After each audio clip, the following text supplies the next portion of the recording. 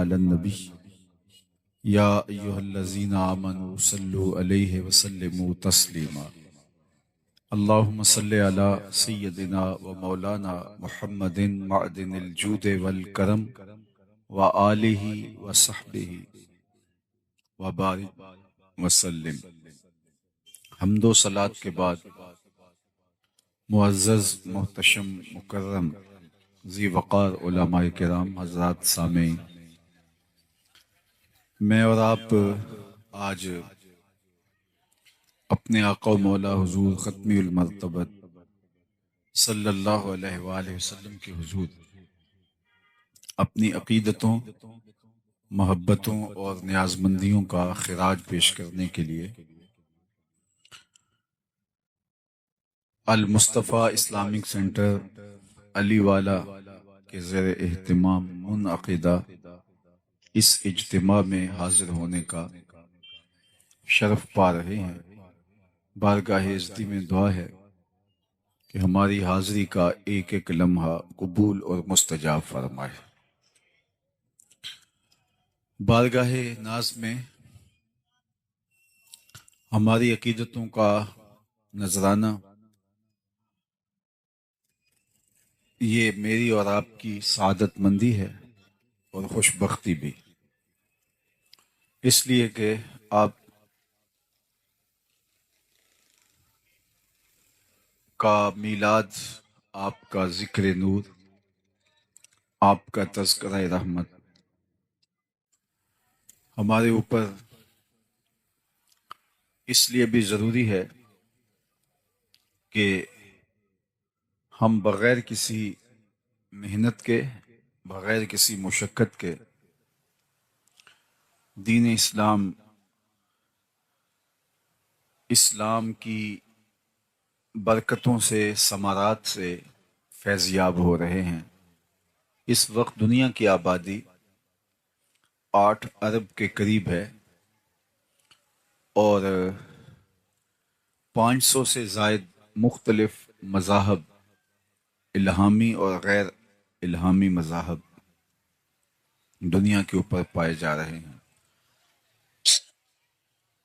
میرا اور آپ کا مسلمانوں کے گھر پیدا ہونا یہ کسی اتفاق کا نتیجہ نہیں، یہ ہمارا کوئی عمل خیر نہیں تھا جس کے صلے کے طور پہ ہمیں مسلمانوں کے گھر پیدا کیا گیا۔ یہ محض اللہ کا کرم ہے کہ اس نے ہمیں حضور کی غلامی کا اعزاز بخشا، اور اس پر ہم جتنا بھی شکریہ ادا کریں کم ہے۔ میری خوش قسمتی میں تیرا امتی، ایک فارسی کا شعر ہے، بری نازم کے ہستم امتے تو، بری نازم کے ہستم امتے تو، گناہ گارم و لیکن خوش نصیبم۔ میں گناہ گار ہوں لیکن خوش نصیب ہوں، اس لیے کہ مجھے اور آپ کو حضور کی امت میں ہونے کا شرف نصیب ہوا۔ تو پھر اس بات کا حق ہمارے اوپر لازم ہے کہ ہم اللہ کی عطا کردہ اس نعمت کا شکرانہ ادا کریں۔ میں آپ کو سب سے پہلے ایک مجلس میں لیے چلتا ہوں جس کو منعقد ہونے کے لیے مسجد نبوی کا پاکیزہ ماحول میسر آیا، اور ہم تو عرض گزار ہوتے ہیں ہمارے گھر بھی ہو جائے چراغاں یا رسول اللہ، لیکن وہاں عملاً چراغاں ہوا اور حضور بنفس نفیس تشریف فرما ہوئے۔ مجلس کے شرکاء اصحاب پیمبر تھے اور حضور کے ذکر کی دل آویز مجلس نور برپا تھی۔ اللہ کے محبوب علیہ السلام حجرہ انور سے نکلے اور صحابہ کی مجلس میں تشریف فرما ہوئے۔ صحابہ سے دریافت کیا، ما اجلسکم، یہ جلسہ کاہے کا ہے، کیوں بیٹھے ہوئے ہو؟ یعنی مسجد کے گوشے میں وہ مجلس برپا کیے ہوئے تھے، تو حضور نے ان سے مخاطبت کرتے ہوئے فرمایا، ما اجلسکم، جلسہ کاہے کا ہے، کیوں بیٹھے ہو؟ تو انہوں نے جو جواب دیا وہ سنیے۔ انہوں نے کہا جلسنا نذکر اللہ ونحمدہ علی ما ہدانا لدینہ ومن علینا بک۔ حضور، ہمارے بیٹھنے کا مقصود یہ ہے کہ ہم اللہ کی حمد بیان کر رہے ہیں، اس کا شکرانہ ادا کر رہے ہیں اس بات پر کہ اس نے ہمیں ہدایت دین عطا فرمائی اور آپ کی صورت میں ہمارے اوپر انعام فرمایا۔ آپ مل گئے، اس پر ہم شکرانہ ادا کرنے کی مجلس برپا کیے ہوئے ہیں۔ آپ سے اگر پوچھا جائے کہ آپ کیوں بیٹھے ہیں تو آپ کا برجستہ جواب بھی یہی ہوگا، تو بات ختم ہو جائے گی یا بات آگے بڑھ جائے گی؟ لیکن حضور نے ارشاد فرمایا کہ کیا تم اس بات پہ قسم دے سکتے ہو کہ اسی کام کے لیے بیٹھے ہو، تمہارے بیٹھنے کا کوئی اور مقصود نہیں ہے؟ تو انہیں کہا جی حضور، ہم اسی لیے بیٹھے، ہم قسم دیتے ہیں۔ باقاعدہ حضور نے ان سے حلف لیا اور انہوں نے باقاعدہ حلف دیا۔ جب وہ حلف دے چکے تو ان کے چہروں کے اوپر حیرت کا عالم تھا، استعجاب کی کیفیت تھی کہ پوچھا کیوں بیٹھے ہو؟ تو ہم نے کہا کہ اللہ کا شکرانہ ادا کرنے بیٹھے ہیں اس بات پر کہ ہدایت دین ملی اور آپ ملے۔ تو اس پر حضور نے ہم سے قسم لی ہے، حلف لیا ہے کہ واقعی اسی لیے بیٹھے ہو۔ تو یہ بظاہر عمومی طور پہ ایسے معاملات میں حلف لیا نہیں جاتا، تو حضور نے ہم سے حلف لیا ہے، بطیب خاطر خوشی خوشی انہوں نے حلف پیش بھی کیا، لیکن ان کو حیرت ضرور ہوئی کہ یہ حلف حضور سے ہم نے لیا تو کیوں لیا؟ تو آقا کریم نے ان کے چہروں پہ پھیلی ہوئی حیرت کی کیفیت کو دیکھا، فرمایا میں تم سے ابھی ابھی جو حلف لیا ہے یہ کسی تہمت کی بنیاد پر نہیں تھا، تمہارے قول پر مجھے کوئی شک نہیں گزرا تھا کہ میں نے حلف سے تصدیق کی ہو، یا کوئی اور ماجرا نہیں تھا، بلکہ ماجرا یہ تھا کہ تم یہاں بیٹھے مجلس برپا کیے ہوئے تھے اور میں حجرے میں بیٹھا تھا۔ اتانی جبریل علیہ السلام، میرے پاس جبریل امین حاضر خدمت ہوئے، فاخبرنی ان اللہ یباہی بکم الملائکہ، تو انہوں نے مجھے کہا محبوب ذرا باہر تو نکل کے دیکھو، آپ کے صحابہ کے اس عمل پر اللہ فرشتوں میں ناز کر رہا ہے، ملائے اعلیٰ میں فخر ہو رہا ہے کہ دیکھو میں نے نعمت دی، کیسے قدردان نکلے۔ اللہ کی رحمتوں سے بعید نہیں کہ آج کی مجلس بھی قبول فرما لی جائے اور اللہ فرشتوں سے کہے کہ دیکھو صدیاں بیت گئیں، 1500 برس بیت گئے، لیکن یہ آج بھی بیٹھ کے اس نعمت کا شکرانہ ادا کر رہے ہیں۔ باقی جہاں تک حضور علیہ السلام کی صورت میں اللہ کے انعام کا شکرانہ ادا کرنے کا حق ہے، تو ہمیں اور بھی اتنی زندگیاں مل جائیں تو ہم حق کے شکر ادا نہیں کر سکتے۔ ہمارے بدن پہ اتنے بال نہیں ہیں جتنے رسول اللہ کے احسانات ہیں، بال بال ہمارا قرض رسالت میں جکڑا ہوا ہے۔ تو یہ ایک شام کا، ایک شب کا، میلاد کا اجتماع کیا، ساری زندگی بھی ان کے نام لگا دے، حق کے شکر پھر بھی ادا نہ ہو۔ آقا کریم علیہ الصلوۃ والسلام کی صورت میں اللہ کی عطا کردہ اس نعمت کے شکرانے کی بہترین صورت یہ ہے کہ حضور علیہ السلام کے لائے ہوئے دین کو، نظام شریعت کو ہم عملی طور پہ اپنے اوپر نافذ کر لیں۔ اس سے اللہ اور اس کے رسول کی محبت ہمیں حاصل ہو پائے گی۔ ایک دن حضور وضو فرما رہے تھے اور وضو کا پانی صحابہ زمین پہ نہیں گرنے دے رہے، وہ کسی کے ہاتھوں پہ ہوتا اور پھر وہ اس پانی کو اپنے چہرے پہ مل لیتے، اور جسے یہ پانی میسر نہ آتا وہ کسی دوسرے صحابی کے گیلے ہاتھوں سے ہاتھ رگڑ کے اپنے چہرے پہ مل لیتے تاکہ اس کی تری سے، تراوت سے اپنے لیے سامان راحت کیا جائے۔ تو آقا کریم نے صحابہ کی اس محبت کو دیکھا تو ارشاد کیا کہ ما یحملکم علی ھذا، اے صحابہ تمہیں اس بات پر کس نے ابھارا ہے کہ تم میرے وضو کے پانی کو بھی زمین پہ نہیں گرنے دیتے؟ چونکہ اس کا حکم حضور نے نہیں دیا تھا، ارشاد نہیں کیا تھا کہ میرے وضو کے پانی کو زمین پر نہ گرنے دینا، یہ صحابہ کا اپنا جذبہ محبت تھا۔ تمام چیزوں کے لیے حکم کی ضرورت نہیں ہوتی، محبت محبوب کو راضی کرنے کے ڈھب خود بھی سیکھتی ہے۔ محبت خود محبوب کی منشا، محبوب کی رضا، محبوب کی خوشنودی اور ادب کی رعایت بجا لانے کے طریق خود دریافت کرتی ہے۔ اور صحابہ کی زندگی میں یہ ایک بار نہیں ہوا، کئی بار ہوا۔ صلح حدیبیہ کے موقع پر بھی یہ منظر دیکھنے کو ملا، جس پر عروہ بن مسعود الثقفی نے اعتراض کیا تھا، کتب حدیث میں موجود ہے۔ حضور لعاب پھینکتے ہیں، صحابہ حضور کے لعاب کو اپنے ہاتھوں پہ لیتے ہیں اور اپنے چہروں پہ مل لیتے ہیں۔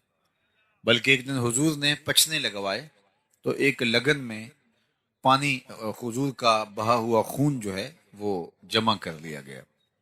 ایک صحابی کے ہاتھ میں وہ پیالہ دیا اور فرمایا اس کو جاؤ ایسی جگہ بہاؤ جہاں کسی کے قدم نہ پہنچے۔ تو وہ گیا اور ایک پتھر کی اوٹ میں بیٹھ کے خود نوش جان کر لیا۔ واپس پلٹا تو حضور نے فرمایا، ٹھکانے لگا، جی حضور ایسی جگہ پہ جہاں کسی کے قدم نہیں پڑ سکتے۔ تو حضور مسکرائے اور فرمایا، لعلک شربت، شاید تم نے پی لیا ہے۔ قال نعم، جی حضور، میں نے سمجھا ایسا مشروب کہاں ملے گا، میرے خون میں حضور کا خون شامل ہو جائے تو اور کیا چاہیے۔ آقا ناراض نہیں ہوئے کہ تو نے خون کیوں پیا، بلکہ حضور نے جو تاریخی جملہ ارشاد فرمایا وہ یہ تھا، یا غلام قد حررتا نفسکا، قد حررتا نفسکا من النار، اے بیٹے تو نے اپنے آپ کو آتش دوزخ سے بچا لیا ہے۔ تو صحابہ نہ حضور کے وضو کا پانی زمین پہ گرنے دیں، نہ حضور کا لعاب رحمت زمین پہ گرنے دیں۔ اور یہ ان کی محبت کا ایک ڈھنگ تھا اور حضور کے پیار کا ایک اسلوب تھا جو ان کے عشق نے ان کو سکھایا تھا۔ ان کی محبت نے ان کو یہ درس دیا تھا کہ محبوب کے اعضائے نور کی اترن کو بھی زمین پہ نہ جانے دیا جائے، اس کو بھی اپنے چہروں پہ ملا جائے۔ کائنات میں کسی نے صحابہ جیسا کوئی عاشق نہیں دیکھا ہوگا، لیکن میں آپ کو بتاؤں کہ عشق کی فراوانی، عشق کا زور حسن کی فراوانی کی وجہ سے ہوتا ہے۔ جتنا حسن فراواں ہو اتنا عشق زور آور ہوتا ہے۔ تو کائنات میں اگر صحابہ جیسا کوئی عاشق نہیں ملتا تو حضور جیسا سونا بھی زمانے میں کوئی نہیں ہے۔ لکھاں آئے لوک زمانے تے محبوب خدا جیا کوئی نہیں، لکھاں سونے بن بن بیندے نے اودی خاک پا جیا کوئی نہیں۔ حضرت ابو ہریرہ تو بولے، کل قمر لیلۃ البدر لم ارا قبلہ ولا بعدہ مثلہ۔ کیا پوچھتے ہو، حضور 14ویں رات کے چمکتے ہوئے چاند کی طرح تھے۔ پھر کہا نہیں نہیں نہیں، حضور جیسا نہ پہلے دیکھا نہ بعد میں دیکھا۔ حضرت حسان بن ثابت بولے، کیسے دیکھتے، کسی ماں نے جنم دیا ہوتا تو دیکھتے۔ خدا نے وہ سچا ہی پن چھڑیا جدے وچ محمد نو ٹالیا سی۔ حسینہ جمیلاں دا منہ موڑ دیتا، محمد بنا کے قلم توڑ دیتا۔ وہ پیکر تراشا، وہ حسن دیا، وہ جمال بخشا، وہ خوبصورتی دی۔ اللہ اکبر کہ حسن ختم ہے۔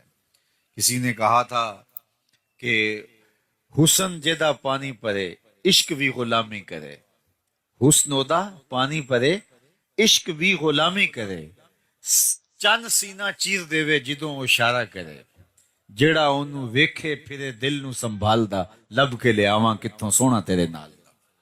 وہ جمال دیا، وہ خوبصورتی دی۔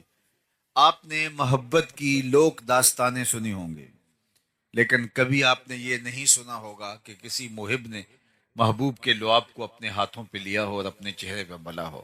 لیکن یہاں محبت کے ایسے مظاہر بھی دیکھنے کو ملتے ہیں۔ اب حضور وضو کرتے ہیں، صحابہ وضو کے پانی کو زمین پہ نہیں گرنے دیتے، چہروں پہ مل لیتے۔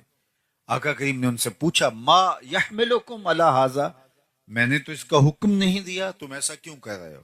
تو سنیے اس کا جواب۔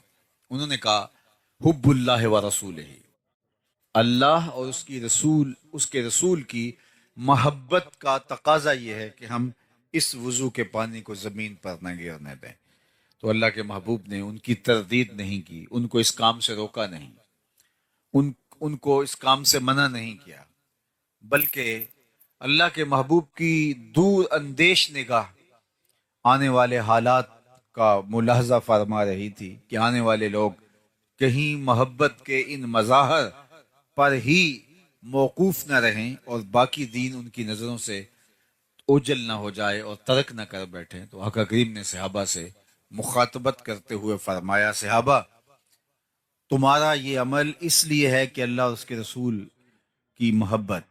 تو سنو، جو اللہ اور اس کے رسول کی محبت چاہتا ہے اور یہ چاہتا ہے کہ اللہ اور اس کا رسول اس سے محبت کرے اور وہ اللہ اور اس کے رسول سے محبت کرے، تو اس کا یہ کام اپنی جگہ پہ اس کو 3 کام کرنے چاہیے. سب سے پہلی بات، جب بولے سچ بولے. اس کے زندگی میں کبھی جھوٹ نہیں بولنا چاہیے. تم میرے وضو کے پانی کو زمین پر نہیں گرنے دیتے، ہاتھوں پہ لیتے ہو اور چہروں پہ مل لیتے ہو، لیکن یہ بھی فراموش نہ کرنا اگر تم میرے غلام ہو تو غلامی کا حق ادا تب ہوگا جب تمہاری زبان پہ جھوٹ نہیں آنے پائے گا. دوسری بات ارشاد فرمائی کہ جب تمہارے پاس امانت رکھی جائے تم اس میں کبھی خیانت نہیں کرو گے. اور تیسری بات ارشاد فرمائی، تمہاری ہمسائیگی میں کوئی آ بسے تو تم حق کے مجاورت ادا کرو گے، ہمسائیگی کے حق کا، حقوق کا لحاظ رکھو گے. یعنی تمہارا یہ عمل، سبحان اللہ، لیکن یہ 3 چیزیں تم سے فراموش نہیں ہونی چاہیے. سب سے پہلی، جب بھی بولو سچ بولو. میں اور آپ کیسے جھوٹ بول سکتے ہیں جبکہ ہمارے آقا و مولا کو کافر بھی صادق و امین کہتے تھے؟ اگر ہم جھوٹ اس کے باوجود بھی بولتے ہیں تو پھر سمجھیے ہمیں دین کی سمجھ اور دین کا فہم ہی نہیں آیا. ہم اپنے نبی سے جو پیار کا ربط رشتہ رکھتے ہیں وہ ہمارا ادھورا ہے، پورا نہیں ہے. حضور سے پوچھا گیا مومن بزدل ہو سکتا ہے؟ فرمایا نہیں، مومن بہادر ہوتا ہے. لیکن فرمایا ہو سکتا ہے کبھی بزدلی بھی کر جائے، آخر بشری تو ہے. پھر پوچھا گیا مومن بخیل ہو سکتا ہے؟ کہا نہیں، مومن سخی ہوتا ہے، لیکن ہو سکتا ہے کبھی وہ بخل بھی کر جائے، بشر ہی تو ہے. تیسرا سوال حضور سے پوچھا گیا مومن جھوٹ بول سکتا ہے؟ فرمایا جھوٹا نہیں ہو سکتا. یہ طے ہے کہ مومن ہو اور جھوٹا ہو یہ نہیں ہو سکتا. تو سچ بول کے آپ تکلیف بھی اٹھا لیں، سچ بول کے اس کی کوئی آپ کو قیمت بھی دینی پڑے، سچ بول کے آپ نقصان بھی اٹھا لیں، لیکن آپ کے دل کو قرار نصیب ہوگا. جھوٹ بول کے کوئی فائدہ لے لیں، جھوٹ بول کے کسی کو دھوکہ دے دیں، جھوٹ بول کے پیسہ کما لیں، لیکن آپ کے دل کی بے قراری ختم نہیں ہوگی. الصدق طمانینہ والکذب ریبہ. فرمایا صدق طمانیت قلب کا سبب ہے اور جھوٹ جو ہے وہ آپ کو بے چین رکھے گا. اس لیے میری اور آپ کی زندگی میں اگر سچ اتر آتا ہے تو مطمئن زندگی ہمیں نصیب ہو جاتی ہے، اور سچ سے باقی راستے کھلتے ہیں. انسان جب سچ بولنا شروع ہو جاتا ہے تو روحانیت کی دیگر راہیں کھلتی ہیں، خیر کی توفیقات ملتی ہیں، اچھائی کے راستے کشادہ ہوتے ہیں، نیکی کی توفیقات ملتی ہیں. انسان اعمال صالحہ کا نور پاتا ہے، لیکن اگر وہ جھوٹ بولنا شروع کر دیتا ہے تو اس کی ساری محنتیں ضیاع اور نقصان کا سبب اور ذریعہ بن جاتے ہیں. اس لیے ہمیں اپنی زندگی میں کبھی بھی جھوٹ کو داخل نہیں ہونے دینا چاہیے، چاہے سچ بول کر ہمیں کتنا ہی نقصان کیوں نہ اٹھانا پڑے اور جھوٹ کا کتنا ہی فائدہ کیوں نہ ہو، ہمیں اس فائدے پر نظر نہیں رکھنی چاہیے. ہمیں ہمیشہ سچ کو شعار بنانا چاہیے. ایک حدیث پاک میں آتا ہے کہ جب کوئی شخص جھوٹ بولتا ہے تو اس کے منہ سے بدبو نکلتی ہے. عام لوگ تو اس کو محسوس نہیں کر پاتے، لیکن اللہ کے نورانی حساس رحمت والے فرشتے اس منہ سے نکلنے والی سمیل کو محسوس کرتے ہیں اور 1 میل پیچھے ہٹ جاتے ہیں. جو فرشتے ہمارے گھروں میں ہمارے حصے کی رحمتیں دینے کے لیے آ رہے ہوتے ہیں، رحمت کی ڈلیوری ہمیں دینے آ رہے ہوتے ہیں، تو وہ جھوٹ کی وجہ سے 1 میل پیچھے ہٹ جاتے ہیں. اور مجھے بتاؤ، جس گھر میں باپ بھی جھوٹ بولے، ماں بھی جھوٹ بولے، بہنیں بھی جھوٹ بولیں، بچے بھی جھوٹ بولیں، بہویں بھی جھوٹ بولیں، صبح دوپہر شام جھوٹ ہی جھوٹ ہو، تو اس گھر سے تو بدبو کے ببوکے اٹھ رہے ہوں گے. فرشتے کئی کئی میل باہر وہ خیر کے برکت کے پارسل لیے ہمارے حصے کے شہر سے باہر کھڑے ہوں گے کہ آگے جا کیسے پائیں، آگے تو عفونت پھیلی ہوئی ہے بدبو کی وجہ سے. اب ہوا کیا کہ ہمارے حصے کی جو رحمت فرشتوں نے لے کے آنی تھی وہ بدبو کی وجہ سے فرشتے آگے آ نہیں پا رہے، اور ہم کو اتنا موقع ان کو نہیں دے رہے کہ ماحول میں پاکیزگی آ جائے اور وہ اندر آ جائیں. ہم ابھی پہلی بدبو ختم نہیں ہونے پاتی کہ پھر جھوٹ بول کے نیا تعفن پھیلا دیتے ہیں، اور اب گھر کے اندر بے برکتی، نحوست. اب ہم بھاگے عاملوں کے پاس تو عامل تو بیٹھا ہی ٹھیا لگا کے اسی کام کے لیے. وہ اگر کہے گا میاں تمہارے گھر میں جھوٹ ہے اس وجہ سے بے برکتی ہے، تمہارے گھر میں مصلی نہیں بچتا اس کی وجہ سے بے برکتی ہے، تمہارے گھر میں قرآن نہیں کھلتا اس کی وجہ سے بے برکتی ہے، وہ کیوں بتائے گا؟ وہ تو کہے گا تم وقت پہ آگے ہو، اگر تم 2 گھنٹے بھی لیٹ ہو جاتے تو یہ تعویذ چل جانے تھے. اب اتنے منگل، اتنے اتوار، اتنے بدھ، اتنے اتنی جمعرات آپ کو میرے پاس آنا پڑے گا. اور میں نے دیکھا کیا شریف شریف لوگ اور انتہائی اچھے خاندانوں کی خواتین بھی جا کے ایسے مکرو لوگوں کے پاس کھڑے ہوتے ہیں، بیٹھے ہوتے ہیں، جنہیں بیچاروں کو وضو کا طریقہ بھی نہیں آتا، اور یہ اپنے درد کا مداوع اس سے ڈھونڈ رہے ہوتے ہیں جو خود مریض ہے، جو خود جھوٹ کے اوپر جس کے کاروبار کی بنیاد ہے. تو ہم کبھی بھی سکون نہیں پا سکتے اگر ہماری زندگیوں کے اندر سچائی داخل نہیں ہوتی. میلاد النبی صلی اللہ علیہ وآلہ وسلم کی اس عالی شان مجلس رحمت میں آنے والوں، عزم کر کے جاؤ کہ زندگی جھوٹ سے نہیں سچ سے عبارت ہوگی. دیکھنا آپ کے دل کو اس کی تسکین کتنی نصیب ہوتی ہے، اس کا قرار جو باطن کو نصیب ہوتا ہے وہ کیا آپ کے لیے راحت جاں کا سبب و ذریعہ ہوتا ہے. تو سچائی کے ساتھ جڑنا سب سے پہلی بات اللہ کے محبوب نے ارشاد فرمائی. پھر دوسری بات ارشاد فرمائی کہ امانت میں خیانت نہیں کرو گے.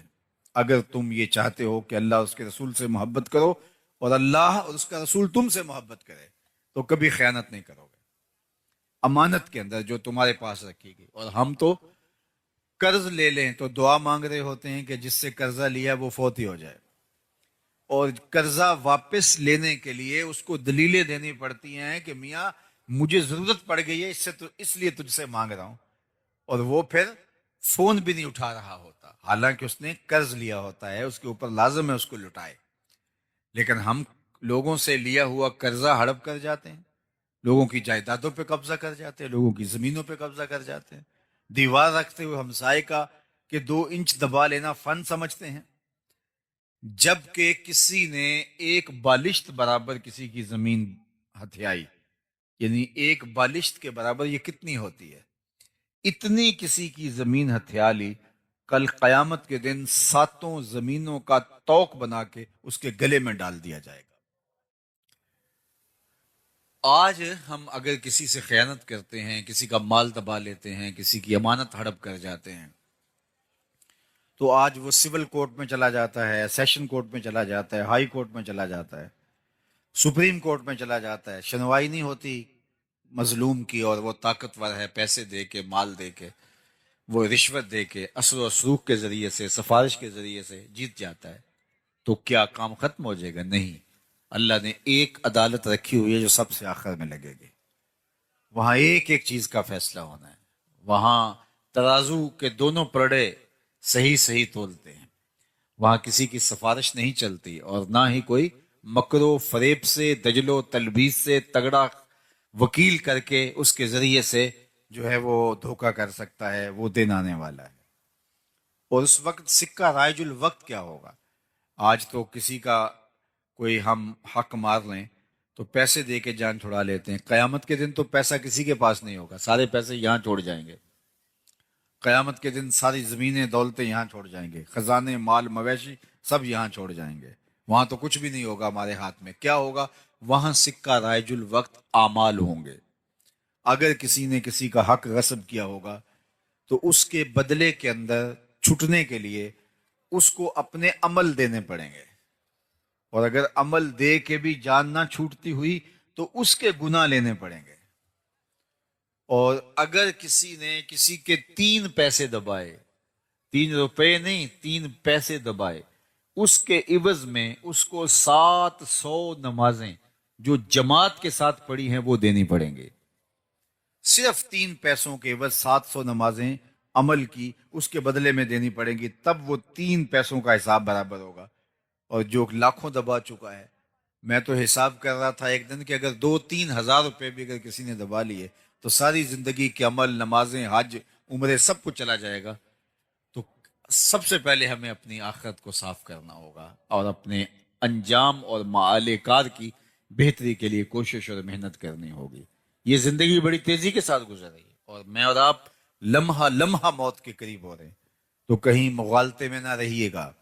آج ایک بندہ ساری زندگی رشوت لیتا ہے، مال لوٹتا ہے، اور لوگوں کی جیبوں پہ نظر رکھ کے لوگوں کو بلیک میل کرتا ہے، اور ریٹائرمنٹ کے بعد وہ ٹوپی پہن کے پہلی صف میں آ کے بیٹھ جاتا ہے۔ اللہ اس کے سجدے قبول کر لے، مجھے کیا اعتراض ہے؟ لیکن جو لوگوں کو دیے گئے چکر ہیں، لوگوں کا لوٹا ہوا مال ہے، وہ بہر صورت اس کو ادا کرنا پڑے گا۔ یہاں نہیں اگر کرتا تو قیامت کے دن اس کو بہر صورت ادا کرنا پڑے گا۔ وہ دن آنے والا ہے، ثم لتسألن یومئذ عن النعیم۔ اس دن ایک ایک نعمت کے بارے میں پوچھا جائے گا اور ایک ایک چیز کا سوال ہوگا۔ تو قبل اس سے کہ وہ وقت آئے، کوئی حجت باقی نہ رہے، مجھے اور آپ کو اپنے اعمال کی جواب دہی کے لیے تیار ہونا چاہیے۔ دیکھو، امانتوں کو واپس کرنا، اور وہ کوئی ٹھوس چیز ہو، پیسے ہوں، مال ہو، مویشی ہوں، وہ تو بڑی بات ہے۔ ہمارا دین تو اتنا حساس ہے کہ اگر تم سے کوئی بات کر رہا ہو اور بات کرتے کرتے وہ دائیں بائیں دیکھے، تو فرمایا گیا کہ یہ بات تمہارے اوپر لازم ہے کہ امانت ہے، اس کو تم کسی کے آگے بیان نہیں کرو گے، اس لیے کہ بات کرتے ہوئے اس نے دائیں بائیں دیکھا تھا، اس لیے وہ چاہ رہا تھا کہ میری بات کسی تک نہ پہنچے۔ اب تمہارے سینے میں امانت بن کے ساری زندگی رہنی چاہیے۔ تو جو دین اتنا حساس ہے کہ باتوں کی امانتوں کے اندر بھی خیانت نہ ہو، تو کوئی کسی کا مال ہتھیا لے اور خیانت کرے تو ہمارا دین کیسے اس کو گوارا کر سکتا ہے؟ اور آخری بات جو اللہ کے محبوب نے ارشاد فرمائی وہ یہ تھی کہ تمہاری ہمسائیگی میں کوئی آ بسے تو حق مجاورت ادا کرو گے، ہمسایوں کے حق ادا کرو گے۔ ہمسائے کے حقوق کے بارے میں فرمایا کہ مجھے اس قدر تاکید کی گئی، اللہ کے پیارے محبوب صلی اللہ علیہ وآلہ وسلم ارشاد فرماتے ہیں، مجھے ہمسایوں کے حقوق کے حوالے سے اس قدر تاکید کی گئی کہ مجھے لگا کہیں وراثت میں حقدار نہ ٹھہرا دیا جائے، اس قدر تاکیدات فرمائی گئی۔ اللہ اکبر۔ اور قیامت کے دن سب سے پہلے جو شکایت لے کے حاضر ہوگا وہ ہمسایہ ہوگا، اس نے مجھے دکھ دیا تھا، ہمسائیگی کا خیال نہیں رکھا۔ سب سے پہلے جو پیش ہوگا شکایت لے کر وہ ہمسایہ ہوگا۔ تو یہ مجھے اور آپ کو دیکھنا چاہیے، اور یہ بات ذہن میں رکھیے گا، ہمسایہ وہ نہیں ہے جس کا دروازہ آپ کے دروازے کے سامنے ہے، جس کی دیوار آپ کی دیوار کے ساتھ لگتی ہے، صرف وہی ہمسایہ نہیں، 40 گھروں تک ہمسائیگی ہوتی ہے۔ تو آپ کے طرف میں جو 40 گھر ہیں وہ ہمسائے ہوتے ہیں۔ تو اگر اس یونٹ کو ہم سنبھال لیں اور 40 گھر جو ہمسائے بنتے ہیں وہ ایک دوسرے کا خیال رکھنا شروع کر دیں، اور وہ اپنے اوپر لازم قرار دے دیں کہ ہم اپنے ہمسایوں کا خیال کرنا ہے، ان کی بیٹیاں جوان ہیں تو وہ ہماری بیٹیاں ہیں، ان کے ہاتھ ہم نے پیلے کرنے، اگر وہ غریب ہے تو۔ بچے بڑے ہو رہے ہیں اور وہ تعلیم پانے کی اہلیت نہیں رکھتے، مالی اسباب ایسے نہیں ہیں، تو ہمسایوں کی ذمہ داری ہے کہ وہ ان کی تعلیم کا بندوبست کرے۔ اگر اس یونٹ کو ہم سنبھال جائیں تو میں سمجھتا ہوں کہ یہ یونٹ ایسا ہے جو معاشرہ کھڑا کر دے۔ اور 2-3 جو ہمسائیگی کے دائرے ہیں یہ مل کر ایک مسجد کا نظام بنتا ہے، 100-125 لوگوں کے گھروں کے اندر ایک مسجد ہوتی ہے، اور مسجد کی انجمن ساری نظر مولوی صاحب کے اوپر رکھنے کی بجائے محلے کے غریبوں پر، لاچاروں پر، کمزوروں پر، بیوگان پر، اراملہ پر، مساکین پر، یتامہ پر، کمزوروں پر رکھیں، اور وہ مل جل کر کے اس محلے کو ایک دوسرے کے لیے ہمدردی ایثار کے جذبوں سے بھر دیں، تو ایک صالح اور پاکیزہ معاشرہ ترتیب پائے گی۔ لیکن میں اور آپ اپنی زندگیوں میں اگر غور و فکر اور تدبر کریں تو ہم اپنی ذاتی زندگی جی رہے ہوتے ہیں، ہمیں اپنے ہمسایوں سے کوئی غرض نہیں ہوتی، اور جس کا عملی نتیجہ کیا ہے کہ ایک نہ صالح معاشرہ بن سکا اور نہ ہی مطمئن معاشرہ بن سکا، اور جس کا نتیجہ یہ ہے کہ بس ہم ایک خود غرض معاشرے کے ایک فرد ہیں جو ہجوم کے اندر رہ کے بھی تنہائی کا شکار ہیں۔ تو ہمیں دوبارہ اپنے آپ کو دیکھنا ہوگا، دین کو دوبارہ سمجھنے کی کوشش کرنا ہوگی، دوبارہ ریوزٹ کرنا ہوگا دین کو، کیونکہ ہم منبر و محراب سے عمومی طور پہ فضائل کے باب ہی سنتے سنانے کے عادی ہو گئے ہیں، لیکن ہمیں دوبارہ خود بھی غور کرنا ہوگا کہ ہمارے دین نے ہمیں رشتہ داروں کے حقوق دیے ہیں، ہمسایوں کے حقوق دیے ہیں، ماں باپ کے حقوق دیے ہیں، بلکہ حضور نے فرمایا راستوں میں نہ بیٹھا کرو۔ عرض کی حضور یہ تو ہمارے بیٹھنے کی جگہ ہیں۔ فرمایا پھر اس کا حق ادا کرو۔ عرض کی حضور حق الطریق کیا ہے؟ فرمایا امر بالمعروف نہی عن المنکر، اور راستے میں گری پڑی کوئی چیز اٹھانا تاکہ راستے کی رکاوٹ ختم ہو، اور اگر کوئی بھٹکا ہوا شخص ہو تو اس کو راستہ دکھانا۔ اگر تم یہ حق ادا کرنے کی اہلیت رکھتے ہو پھر تمہیں حق ہے کہ تم راستے میں بیٹھ سکو، ورنہ تم راستے کے اندر جو ہے وہ نہیں بیٹھ سکتے۔ تو آج میں اور آپ اپنی زندگی پہ ضرور غور کریں۔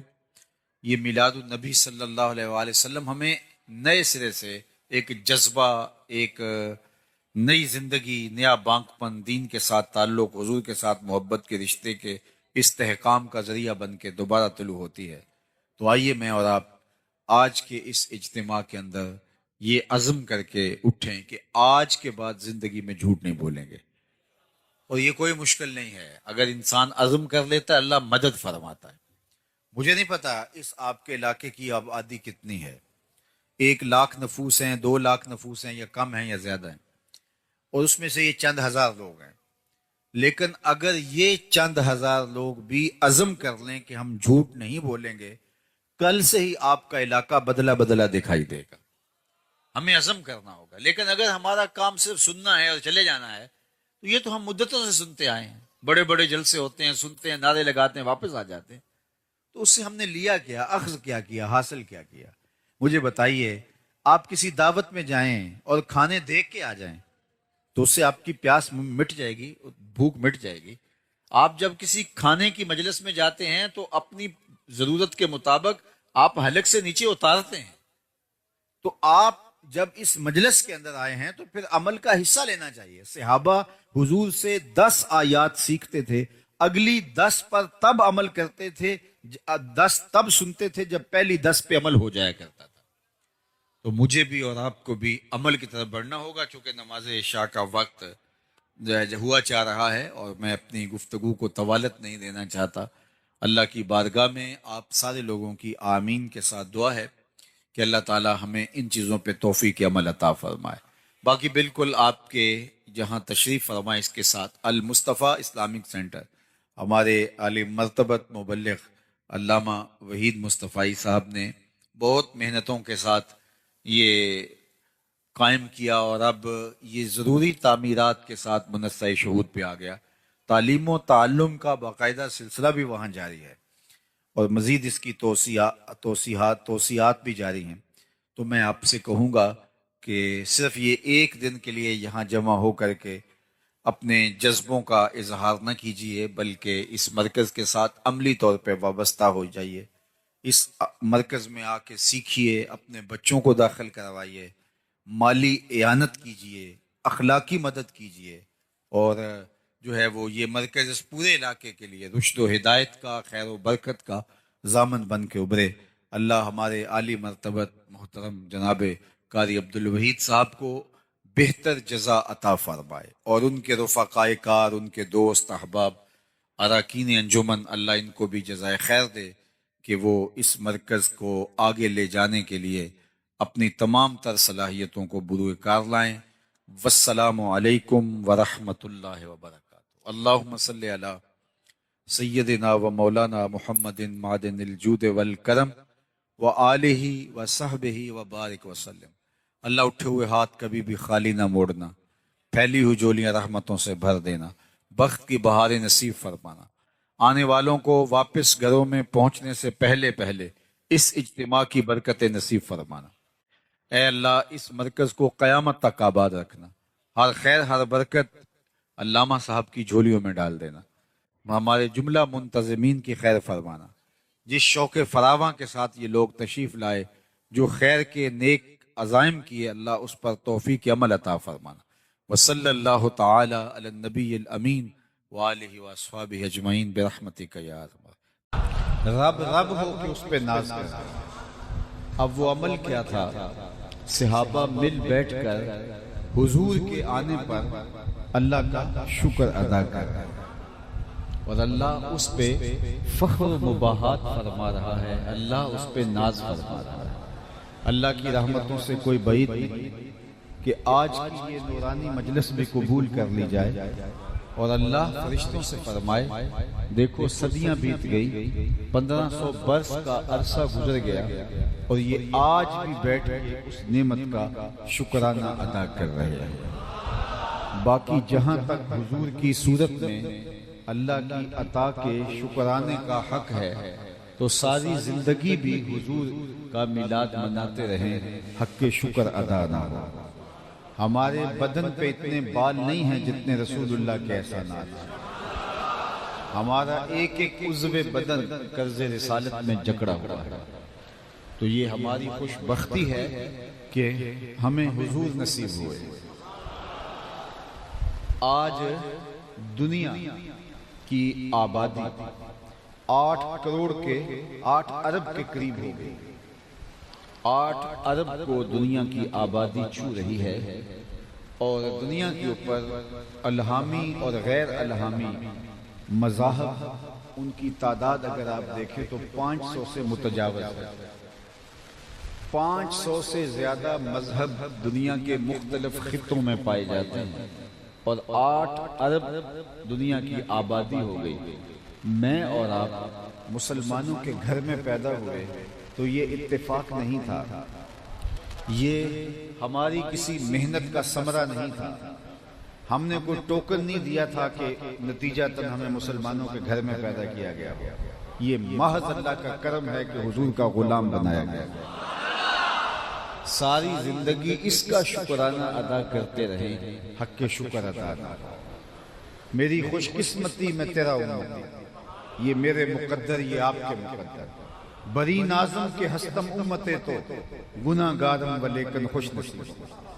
یہ میری اور آپ کی فیروز بختی ہے کہ ہمیں حضور کا غلام بنایا گیا ہے۔ جب ہم لفظوں سے شناخت نہیں رکھتے تھے، لہجوں کی پہچان نہیں تھی، ماں کی بولی بھی نہیں جانتے تھے، ہمارے کان میں عربی کی اذان دلوائی گئی، جب ہم اپنی مادری زبان بھی نہیں جانتے تھے، تو گویا یہ ہمیں مبارکباد پیش کی گئی، مبارک ہو تم حضور کے غلام بن کے آئے۔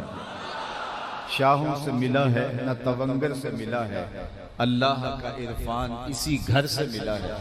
اوروں کو ملا ہے تو مقدر سے ملا ہے، مجھ کو تو مقدر بھی تیرے در سے۔ تو یہ ہمارے وقت کے ہمیں حضور کی غلامی کا اعزاز نصیب ہوا، یہ ہمارے لیے اعزاز ہے۔ ورنہ لوگوں نے تمنائیں کی، آرزویں کی، کتب میں 12 نبیوں کی تمناؤں کا ذکر ہے جنہوں نے حضور کی امت میں ہونے کی تمنا کی۔ ہر نبی حضرت سیدنا علی المرتضیٰ رضی اللہ تعالیٰ عنہ، مولا کائنات، مولا کل جہاں، فرماتے ہیں کہ ہر نبی نے، ہر پیغمبر نے اپنی امت کو حضور علیہ السلام کے بارے میں بتایا کہ وہ آنے والے ہیں۔ ہر پیغمبر نے حضور علیہ السلام کی نشانیاں بتائیں اپنی امت کو۔ اللہ، کوئی کہہ رہا ہے ربنا وابعث فیہم رسولا، مالک آنکھیں بوڑھی ہو گئی ہیں، کب آئے گا، انتظار کر رہے ہیں۔ کوئی کہہ رہا ہے لیسا بفظ ولا بغلظ، وہ ترش مزاج نہیں ہوگا، وہ سخت لہجہ نہیں رکھنے والا ہوگا، بس وہ آیا چاہ رہا ہے۔ حضرت عیسیٰ نے تو نام تک بتا دیا، مبشرا برسول یاتی من بعد اسمہ احمد، لوگوں میں نام بھی بتاتا ہوں، اس کا نام احمد ہوگا۔ ایک حواری کھڑا ہو گیا، حضرت جس کے قصیدے آپ بھی پڑھ رہے ہیں، کیا آپ سے بھی افضل ہوگا؟ تو حضرت عیسیٰ نے کیا جواب دیا؟ فرمایا افضل ہونے کی بات پوچھتے ہو، وہ تو اتنی عظمتوں کا حامل ہے، اگر اس کے نالین کے تسمے کھولنے کی سعادت ابن مریم کو مل جائے تو یہ بھی مقدر کی بات ہے، یہ بھی بخت کی بات ہے کہ اس کے نالین کے تسمے کھولنے کی سعادت پاؤں۔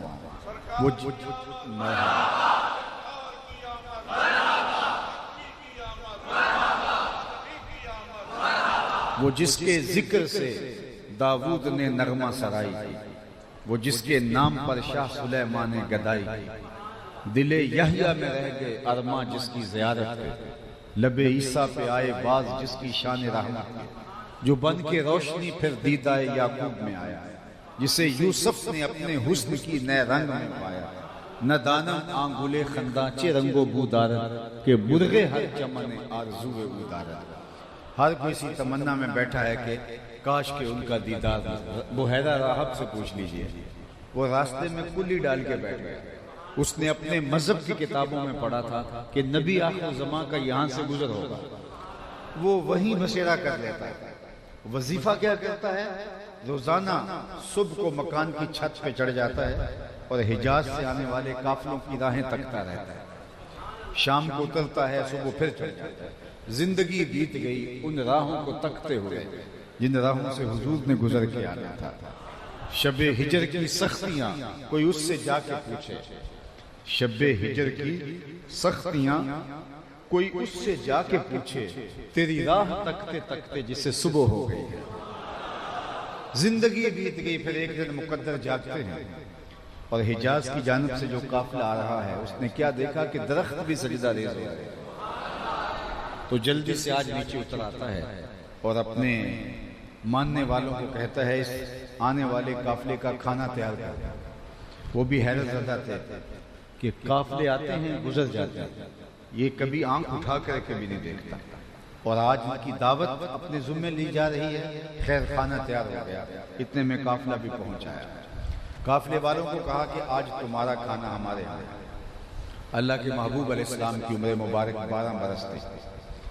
حضور کو اونٹوں کی رکھوالی پر چھوڑ کر خود کھانا کھانے آ گئے، اور وہ مجمع میں ڈھونڈتا پھرتا ہے جس طرح کسی کی تلاش ہو، اور پھر پوچھتا ہے کہ کوئی تمہارا شخص رہ تو نہیں گیا؟ تو کہا 12 سال کا ایک بچہ ہے، اس کو ہم اپنے سامان کے پاس چھوڑا ہے۔ تو اس نے پھر جو کہا، میرے والد گرامی رحمۃ اللہ تعالی علیہ یہاں اپنے لہجے میں اس کا ترجمہ کیا کرتے تھے کہ بحیرہ راہب نے کہا کیسی بارات ہے جو دولہے کو چھوڑ آئی ہے؟ تم تو پہلے بھی گزرتے تھے، تمہیں کون پوچھتا تھا؟ آج تمہیں جو کھانا دیا جا رہا ہے، باراتیوں دولہا لے کر آؤ پھر تمہیں کھانا ملے۔ اور جب حضور کو لایا گیا تو حضور کا ہاتھ پکڑ کے کہتا ہے ھذا سید العالمین، یہ تمام جہانوں کا سردار ہے۔ اللہ اس کو اللہ رحمت بنا کے مبعوث فرمائے۔ نستورہ وہاں شام میں بیٹھا ہوا اور وہ حضور کی راہیں تک رہا۔ حضرت سلمان فارسی کی کہانی سن، صحابہ میں سب سے زیادہ لمبی عمر حضرت سلمان فارسی نے پائی، ایک روایت کے مطابق 350 سال، لیکن جو کم سے کم کی روایت ہے وہ 250 برس ہے۔ ایک مجوسی کے بیٹے تھے اور ایران کے رہنے والے تھے، فارس کے رہنے والے تھے، اور اپنے باغوں میں سیر کے لیے جایا کرتے تھے۔ راستے میں ایک فقیر کا کٹیا تھا اور وہ نصرانی تھا، راہب تھا، تو ان کا وہاں ٹھہرنا رکنا معمول بن گیا۔ اس کی باتوں میں انہیں خوشبو لگی تو رکنے لگے، تو باپ کو پتہ چلا تو اس نے کہا ہم مجوسی ہوتے ہیں، ہم ان کے پاس نہیں رک سکتے۔ باپ نے منع کیا لیکن سلمان فارسی نہ رکے، تو باپ نے گھر سے نکال دیا۔ یہ بھی حق کی تلاش اور حق کی طلب میں سرگرداں تھے، تو یہ شہر چھوڑ کے چلے گئے۔ ایک پادری ملا، اس کی صحبت میں رہنے لگے اور اس کی باتوں میں انہیں بہت خوشبو آئی اور ایک عمر گزار دی اس کی خدمت میں۔ ایک دن اس نے تنہائی میں بلایا اور بلا کے کہا کہ تو نے میری بہت خدمت کی ہے، میرا وقت آخر آ گیا ہے، میری تدفین کے بعد تو غموریا چلے جا، وہاں کا جو راہب ہے وہ خدا رسیدہ ہے، تمہیں کوئی خیر مل جائے گا۔ کہتے ہیں وہ انتقال کر گیا، میں نے تدفین کی اور غموریا کا راستہ لیا، جس نشانی کا اس نے پادری مجھے بتایا تھا وہ مل گیا۔ واقعی اس کی صحبت میں مجھے بہت خیر ملی اور میں نے بہت کچھ سیکھا اور ایک عمر گزار دی اس کی صحبت میں۔ ایک دن اس نے مجھے تنہائی میں بلایا اور بلا کے کہنے لگا کہ میرا وقت آخر آ گیا ہے اور اب کوئی ایسا شخص نہیں ہے جس کی طرف میں تجھے بھیج سکوں، عیسائیت کی بساط سکڑ گئی ہے، نبی آخر زمان کا ظہور ہونے والا ہے، اور میری تدفین کے بعد اگر تو یثرب چلا جائے تو وہ ان کی ہجرت گاہ ہو۔ کہتے ہیں میں نے اس کو کہا کہ پہلے میں گھر سے نکالا گیا، پھر اس پادری کے پاس رہا، پھر عمر تمہارے پاس گزاری، اب مجھے یثرب بھیج رہے ہو، تو کوئی ایسا شخص نہ ہو جو دعویٰ کرے اور میں جو ہے اس کو قبول کر لوں اور میری زندگی برباد ہو جائے۔ مجھے پھر کوئی پکی نشانیاں بتاؤ تاکہ میں اس نبی آخر زمان تک پہنچ جاؤں۔ تو اس پادری نے جو غموریہ میں تھا سلمان فارسی کو 3 نشانیاں بتائیں۔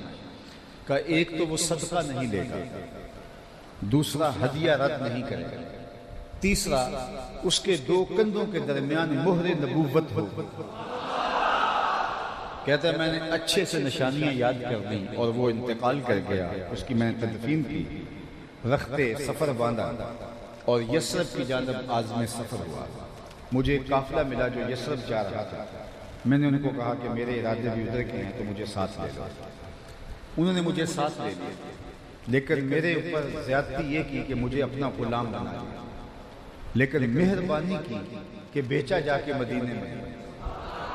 ایک یہودی نے مجھے خرید لیا تھا اور میں اس کے باغ کو گوڈی کرتا، اس کے کھیتوں کی دیکھ بھال کرتا اور اس دن کے انتظار میں لیل و نہار کاٹ رہا تھا جس دن حضور تشریف لائے۔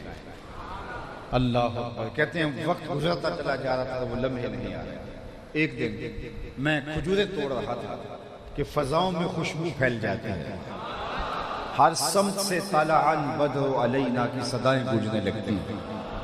میں بے تابی سے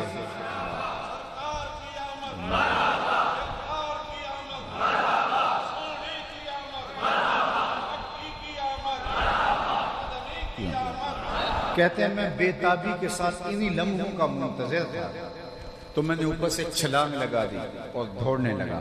میرا آقا سمجھا کہ غلام بھاگ گیا تو اس نے دوڑ کے مجھے پکڑ لیا، تو میں نے اس کو کہا میں بھاگا نہیں ہوں، یہ جسم تیرا ہی غلام ہے لیکن دل نوکر کسی اور کا ہے۔ میں صدقے کی کچھ کھجوریں اپنے ساتھ لے لی تھی، جا کے حضور کو پیش کی، تو آقا کریم نے فرمایا ہم پیغمبر صدقہ نہیں لیتے۔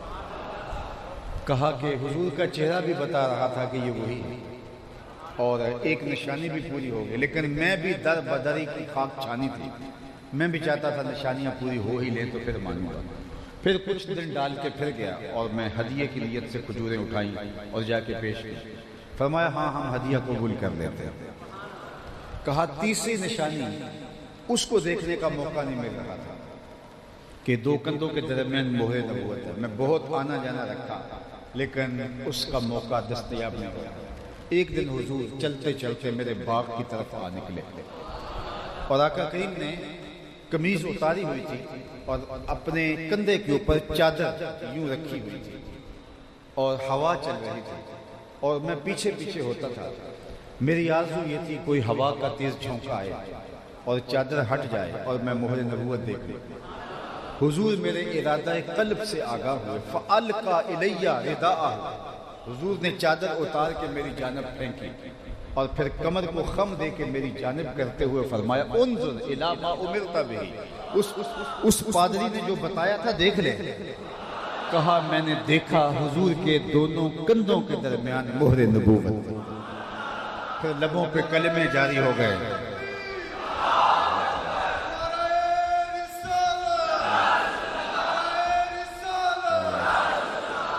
پھر لبوں پہ کلمہ جاری ہو گیا، حضور کی غلامی میں آ گیا۔ اللہ اکبر۔ اور پھر کوئی حضرت سلمان سے پوچھتا تھا تمہارا نام کیا ہے، تو وہ کہتے سلمان بن اسلام، میں فرزند اسلام، میں اسلام کا بیٹا، میری اور کوئی شناخت نہیں۔ پھر ایک دن حضور نے ایسے ہاتھ پھیلائے، میں لوگوں سن لو سلمان منا اہل البیت، سلمان آج کے بعد میرے اہل بیت میں شامل ہے۔ عزتیں دی، لوگوں نے عمریں کاٹ دی حضور کے انتظار میں، عمریں کاٹ دی، زمانے لد گئے، راہوں کو تکتے رہے، ہم نے تو کوئی انتظار نہیں کیا، ہم نے تو کوئی مشقت نہیں کاٹی، ہم نے تو رت جگہ نہیں کاٹا، ہم نے کوئی انتظار کی گھات نہیں لگائی، ہم سوئے تھے مقدر جاگ اٹھے، ہمارے والد مسجد سے مولانا کو بلا لائے، انہوں نے کان میں آ کے اذان دی، گویا مبارک تھی، مبارک ہو تو حضور کا نوکر بن کے آ رہا ہے۔ محمد جانے جانا ہے، پیغمبر ہو تو ایسا ہو، محمد جانے جانا ہے، پیغمبر ہو تو ایسا ہو، رسولوں کی بشارت سے مبشر ہو تو ایسا ہو، امر توقیر کا سب کو موقر ہو تو ایسا ہو، کیا ہم کو غلام ان کا مقدر ہو تو ایسا ہو۔ یہ میری اور آپ کی خوش بختی، یہ یا نبی یا نبی، یہ میری اور آپ کی فیروز بختی ہے کہ ہمیں حضور کی غلامی کا شرف اور اعزاز نصیب ہوا۔ عالی مرتبت سامعین، یہ وہ اعزاز ہے جس کے لیے میں نے عرض کیا 12 نبیوں نے آرزویں کی۔ ابن اساکر نے طویل حدیث روایت کی کہ حضرت موسیٰ پر جب الواح تورات کا نزول ہوا تو انہوں نے اس کا مطالعہ کیا تو اللہ کی بارگاہ میں 9 سوال کیے تھے۔ اللہم انی اجد فی الالواح امتا ہم السابقون الاولون فاجعلها امتی قال تلک امت احمد۔ مالک میں نے الواح تورات میں ایک ایسی امت کا تذکرہ پڑھا ہے جو آئے گی تو بعد میں، لیکن شرف و عظمت کے اعتبار سے پہلے نمبر پہ ہو، بعد میں آنا ان کے شرف میں کمی کا باعث نہیں ہو۔ کبھی آپ نے یہ فوجیوں کو ٹریننگ دیتے ہوئے دیکھا ہو تو وہ ان کا جو کمانڈر ہوتا ہے وہ لیفٹ رائٹ کروا رہا ہوتا ہے، پھر جب دوبارہ بارکوں میں بلانا ہوتا ہے تو وہ کہتا ہے اباؤٹ ٹرن، تو وہ چکر کاٹ کے نہیں آتے، انہی قدموں پہ پھر جاتے ہیں۔ تو جو سب سے پیچھے والا ہوتا ہے جب واپس آ رہے ہوتے ہیں تو سب سے آگے والا ہو جاتا ہے۔ اللہ نے جب امتوں کو بھیجا تو سب سے آخر میں امت مصطفیہ علی صاحب الصلوات کو بھیجا، اور جب جنت کے دروازے کھول کے ٹرن اباؤٹ کہے گا سب سے آگے امت مصطفیٰ فاجعلها امتی، اللہ وہ امت میری امت کر دے۔ قال تلک امت احمد، کہا یہ تو میرے پیارے احمد کی امت ہے۔ پھر کہا اللہم زندہ باد،